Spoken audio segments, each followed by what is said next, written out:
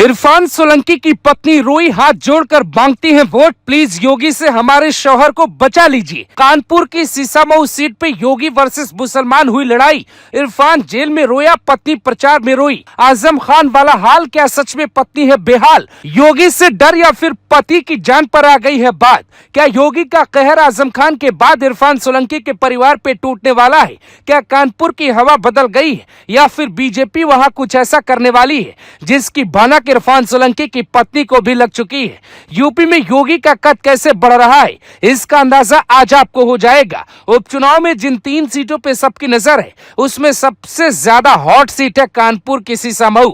ये सीट पिछले 2 दशक से सपा के पास है। इरफान सोलंकी जब बच्चा था तो सपा का झंडा उठाता था, बड़ा हुआ तो उसने हथियार उठा लिए। देखते ही देखते इरफान सोलंकी कानपुर का अतीक बनने लगा। लेकिन कहते हैं कि वो अतीक बनता, मुख्तार की तरह गैंग बनाता, उसके पहले ही योगी की सत्ता में एंट्री हो गई।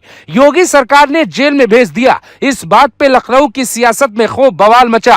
लेकिन अब ये नई तस्वीर खूब वायरल हो रही है, जिसमें दावा किया जा रहा है कि इरफान सोलंकी की पत्नी सत्ता की ताकत से परेशान है और उनके आंखों में आंसू है। वो रो रो के लोगों से वोट मांग रही है। उनके पति को जेल में ठीक से सुविधा नहीं मिल रही है। यहाँ तक कि उनके पति इरफान सोलंकी की जान सुरक्षित नहीं है। योगी सरकार मुसलमानों को सता रही है, इसीलिए एक सीट हमको दे दीजिए, ऐसा दावा घर घर जाके इरफान सोलंकी की पत्नी करती नजर आ रही है। लेकिन कहानी ऐसी नहीं है जैसा आप देख रहे हैं। अब वीडियो में आप सुनिए चौंका देने वाला सच। 7 अगस्त को इरफान सोलंकी पुलिस कस्टडी में रहते बोला, ये उपचुनाव नहीं इंसाफ की लड़ाई है। इरफान सोलंकी ये बताना चाहता है कि वो सीधा साधा व्यक्ति था, उसको यूपी पुलिस ने जबरन गुंडा बना दिया। सच क्या है, क्या आप देखना चाहेंगे? तो सुनिए इरफान का वो किस्सा जो अब तक आपने देखा ही नहीं होगा। सपा की सरकार थी, अखिलेश यादव सीएम थे और बीजेपी की कोई राजनीतिक हैसियत यूपी में नहीं थी।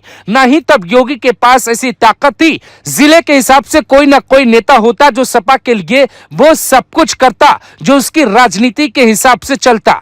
इरफान सोलंकी अखिलेश यादव की नई टीम का खिलाड़ी था। इरफान की पत्नी नसीम सोलंकी बेशक आज रोते हुए वोट मांग रही है, पर क्या इरफान ने मुसलमानों के साथ सही किया? अगर आपको लगता है तो जरा सच्चाई सुनिए। जाजमऊ की डिफेंस कॉलोनी में रहने वाले इरफान सोलंकी और उनके भाई रिजवान समेत कई सपा नेताओं पे पड़ोसी महिला नजीर फातिमा का प्लॉट में बने अस्थायी घर फूंकने का आरोप लगा। नजीर फातिमा ने 8 नवंबर साल 2022 को जाजमऊ थाने में इरफान, रिजवान समेत अन्य के खिलाफ रिपोर्ट दर्ज करवाई। उसी रिपोर्ट पर जेल हुई तो यहाँ योगी कैसे गलत हुए? एफआईआर में पुलिस ने लिखा 7 नवंबर 2022 को पीड़ित परिवार शादी में गया था। उसी दिन रिजवान सोलंकी, इरफान सोलंकी और उसके साथियों ने घर में आग लगा दी। साजिश के तहत ऐसा किया गया ताकि वहां से वो जमीन खाली कर भाग जाएं और इस पे इरफान सोलंकी का कब्जा हो जाए। लेकिन वो भूल गए थे कि सरकार अब सपा की नहीं बल्कि बीजेपी की थी और सीएम भगवाधारी योगी है।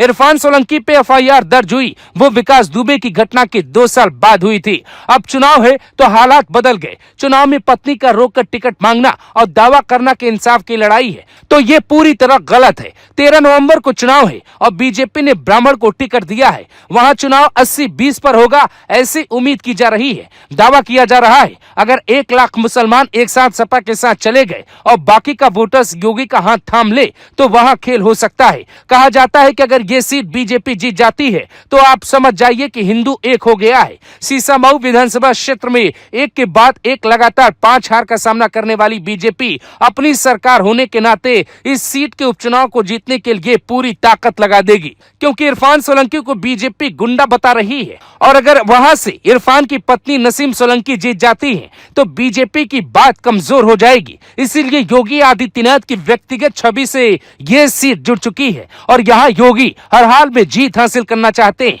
हालांकि इरफान सोलंकी की पत्नी के रोने पर आप क्या कहेंगे, जरूर बताइए।